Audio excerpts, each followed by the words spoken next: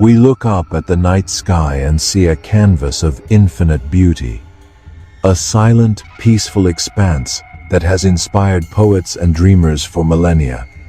We see the distant glow of stars and galaxies as a promise of wonder, a reminder that we are part of something vast and magnificent. But this perception, this sense of peaceful wonder, is a comforting lie we tell ourselves.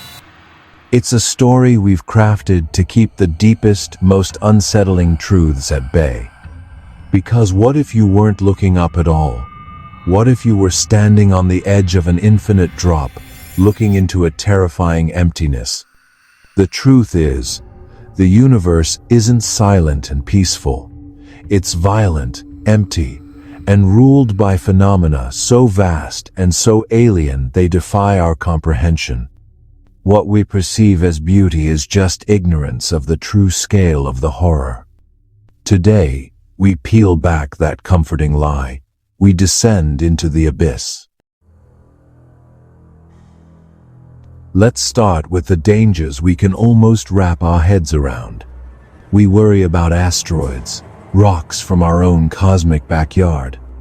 But these are just pebbles compared to the true artillery of the cosmos. Our planet is constantly bathed in a diffuse bath of cosmic gamma rays, but every so often, perhaps once every few million years in a galaxy our size, a truly cataclysmic explosion occurs. These are gamma ray bursts, or GRBs, and they are the most powerful electromagnetic blasts known in the universe. They're the death cries of massive stars collapsing into black holes, focusing their energy into narrow beams of pure destruction. If a GRB were to occur within our own galaxy and Earth were caught in its beam, the effects would be catastrophic. It wouldn't vaporize the planet, but it would unleash a flash of high-energy radiation that could strip away our planet's protective ozone layer in a matter of seconds. This would expose all life to the unfiltered, sterilizing radiation of our own sun and could trigger chemical reactions, creating a smog that might block out sunlight, potentially plunging the planet into a global cooling event. Some scientists have proposed that a GRB might be a possible, though not certain, explanation for the Ordovician extinction event 450 million years ago, which wiped out 85% of all marine species. The dominant scientific view points to glaciation and sea level changes as the primary cause. But the GRB hypothesis serves as a chilling reminder that the universe doesn't need a reason to kill you. It just happens. But at least a GRB is it happens, and it's over. There are other hunters in the dark that are far more patient. We think of black holes as stationary monsters, fixed in the centers of galaxies, but we now know this is another comforting misconception. Some black holes are rogue, wandering alone through the vast emptiness of interstellar space. Recent discoveries are beginning to confirm their existence, with astronomers finding these lone predators drifting silently through the void, far from any galactic core. They are the perfect killers, invisible, emitting no light, and moving at typical stellar velocities through the galaxy. Even more unsettling, we've found a few that are actively feeding as they travel, blasting out jets of energy like a cosmic lighthouse lit by a wandering black hole. We are just beginning to uncover a hidden population of them, silently roaming the outskirts of galaxies. These aren't just passive voids, they are active, hungry nomads, and our galaxy likely contains many of them. GRBs and rogue black holes are terrifying because they can destroy us. But the next layer of horror isn't about what can kill you, it's about concepts that can break your mind. It begins with the true nature of space, its emptiness. We know space is big, but our minds are not built to grasp the scale, and nowhere is this more apparent than in the boat is void. Discovered in 1981, it's a monstrously large, roughly spherical area of the universe, sometimes called the Great Nothing. It is approximately 330 million light-years in diameter. In a region of that size, we would expect to find thousands of galaxies. The Bortes void contains only about 60 that have been discovered so far. They are all clustered together in a lonely, tube-shaped arrangement, as if huddled for warmth in an endless, dark ocean. This void is so incomprehensibly vast that if the Milky Way were at its center, we wouldn't have even known other galaxies existed until the 1960 seconds. Imagine humanity evolving, looking up at a night sky that was utterly and completely black. No distant nebulae, no Andromeda galaxy, nothing but the stars of our own home, adrift in an ocean of absolute blackness. For all we would know, we were utterly, terrifyingly alone.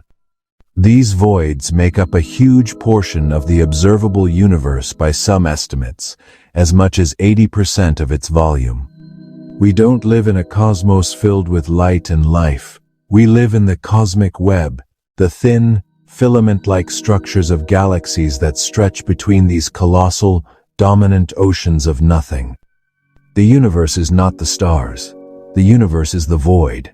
While the size of the Bortes void is a statistical outlier that pushes the limits of some cosmic evolution models, it's generally considered a rare but natural consequence of smaller voids merging over billions of years. Still, it is a physical manifestation of isolation on a scale that can induce a profound existential vertigo. It's not just empty, it's a statement. This is where we leave behind the physics you can measure and enter the philosophical abyss. We've looked at the killers and the emptiness. But now we must ask the most terrifying question of all. We search for extraterrestrial life, puzzled by the Fermi paradox. If the universe is so big, where is everybody? We've assumed the silence is because we are alone. But a chilling thought experiment, popularized in the science fiction novel, offers a far more sinister explanation. The universe isn't an empty city. It's a dark forest filled with armed hunters. In this forest, every civilization is a potential threat. The only rule for survival is to stay absolutely silent, because to announce your existence is to invite your own destruction. The silence of space, in this view, is not a sign of absence, but a sign of universal, primordial fear. Civilizations hide because they know something we don't. We, with our radio broadcasts and probes, are like children shouting in a forest we don't realize is full of predators. But what if there are no other hunters? What if the threat is something else entirely? Here we drift into pure metaphysical speculation. Some cosmic horror ideas propose that the vacuum of space, the very fabric of reality, isn't pristine. That the laws of physics, the flow of time, the existence of entropy, these aren't natural features but are scars. The broken remnants of a reality that was once whole. We could be living in the ruins, mistaking them for a complete structure. This leads to a final and truly dreadful philosophical possibility. What if the void is not just a passive emptiness, but an active presence? An idea you could call the anthropic deception turns our sense of importance on its head. It suggests the universe allows for life and consciousness not so we can flourish but so can observe its own death. We are not the universe becoming aware of itself in wonder. We are the sensory organs the universe has grown to witness its own inevitable decay into heat, death, and absolute nothingness. Our intelligence, our art, our science, it's all just a mechanism for the cosmos to record its own suicide. If this journey into the abyss has shifted your perspective, if you find yourself looking at the night sky with a new sense of profound unease, consider subscribing. We explore the spaces where science and dread intersect, and there are many more terrifying truths to uncover. Look up at the night sky again. Do you still see the same beauty? Or do you now see it for what it is? The stars are not twinkling beacons of hope. They are distant lighthouses on the far shores of an impossibly vast and terrifyingly empty ocean. When William Shatner, the man who played Captain Kirk, finally went to space, he didn't feel awe. He described an overwhelming sense of grief. Looking out at the cold, dark, black emptiness, he saw only death. Looking back at Earth, he saw our warm, living world, trembling and fragile, against the backdrop of a vast, black, unfeeling void. My trip to space was supposed to be a celebration, he wrote. Instead, it felt like a funeral. That is the horrifying final feeling, that we are not just a part of the universe, we are an anomaly, a temporary, fragile exception to the rule. And the rule is a cold, silent, and endless emptiness.